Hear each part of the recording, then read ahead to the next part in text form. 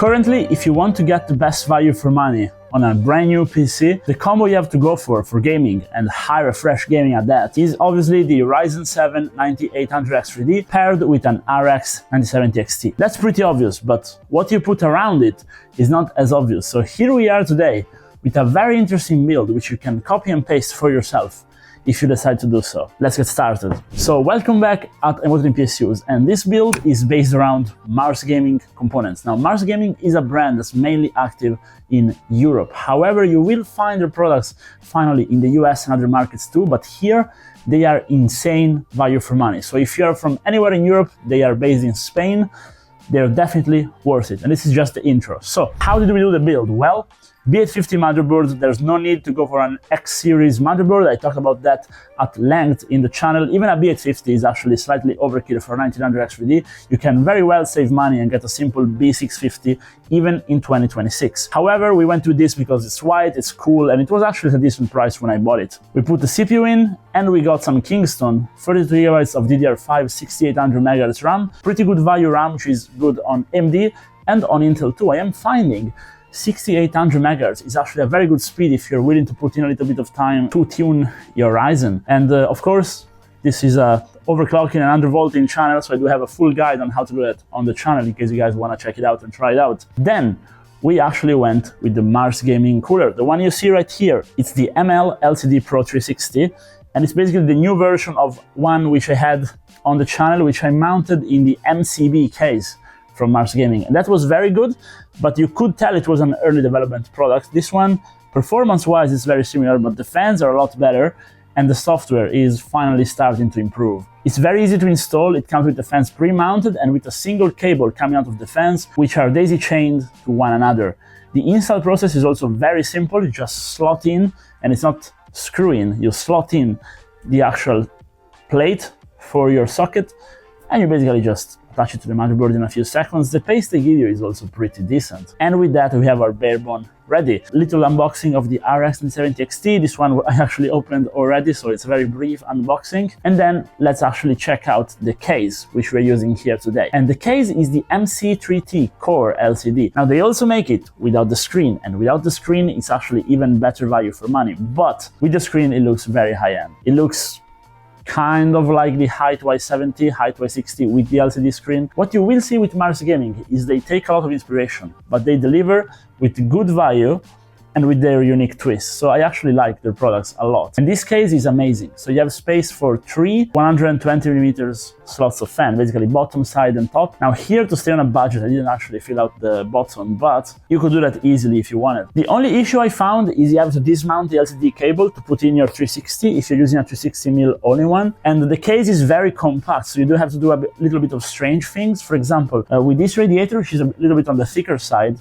you will have to route your CPU power cable a little bit differently from what we're used to. And also, since I put so much stuff in it, I had to do some weird routes with the cabling, which I think can be improved by Mars Gaming in the design if they get tolerance a little bit better. But it's just a matter of little difficulty with the mounting. If you take your time and you're willing to dismount a little bit of extra things if needed, you're gonna have no issues whatsoever, because it's a very good case and actually very spacious for the small format it actually has. And that's basically the selling point, is it's very compact, but with an ATX motherboard in it. They also make the M version with no ATX motherboard in it, which I also think is cool, but I think this one is the better option. All the RGB is synced up straight to the motherboard with a 3-pin connector, no extra controllers or anything like that needed. However, the build is not quite finished because we have something else, which I think is insane value for money, and that is this power supply. So it's the MPB 1000 SE White. Mars Gaming, at least in Italy, okay, this is a funny story, they basically started by doing just power supplies and cases, and the cases were ugly, okay, but they were working. The power supplies, when they started, they were terrible. So to this date, at least in Italy, they have a bad name for their PSUs. But if you follow this channel, you know I use a lot of their power supplies, both on the lower end, but also on the mid-range. And nowadays we're trying the first high-end PSU, so it's 1000 watts, 80 plus gold certifies, ATX 3.1 power supply with 10 years of warranty, with flat cables, white, which look very good. The thing is, Mars Gaming hasn't quite adapted to what they're selling, so the packaging is extremely cheap. Okay, it feels very cheap. The cables are pre-mounted on the PSU, so it's a modular PSU where you have to actually take off the cables you don't need, which I find is actually more convenient than if you have to attach everything, surprisingly. And even the power cable is white, so it's perfect for a full white setup. That's something that a lot of brands miss. So the quality is there. The PSU feels heavy. You can tell it's good. I tested it. It's very good. It can handle a spike. It can handle the PC fully overclocked. And this thing fully overclocked has spikes of up to around 900 watts, so it's a pretty hefty load to handle. The thing is, right now, it's super cheap because they have to enter the market. So if you're watching this video close to release and those are still out there with this packaging at the price they are, basically $100 for a 1000 watt 80 plus gold PSU, please go ahead and buy them. They are insane good value for money and completely different from what we were seeing from them in the past. And with that, the config is actually finished. For the SSD, I didn't even mention it. Just grab whatever cheap 2TB is for sale these days. I put a Samsung 990 Plus, but it's a tough market right now for SSDs, so it doesn't really matter. My pick is the Kingston Envo 3, as usual. PC like this, what kind of performance you can expect? Well, 50K on Firestrike, insanely good performance, while being very cool. The cooler works great. In Firestrike, so gaming scenario, you can see we're staying at around 60 degrees, and even under full load in Prime 95, we are just reaching barely 80 degrees when the throttling point is at 85 degrees. So we have plenty of headroom there. Now, the software on the all-in-one and on the case, I'll show you briefly. You can change around quite a few things, but you can't actually change the sensors.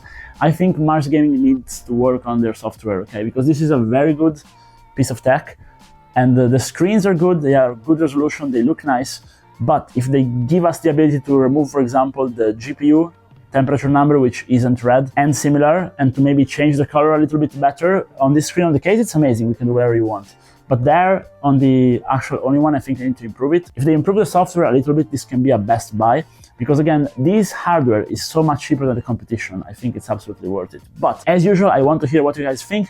Do you guys agree with me, or do you think it's terrible choice, terrible buy? If you have bad experiences, drop them down below. We want my videos to be like a little community where we can help each other out. And also, you can now, guys, become channel member if you want to support me directly. It's a cheap membership of like $3 a month. And with that said, see you guys in the next one. Bye bye.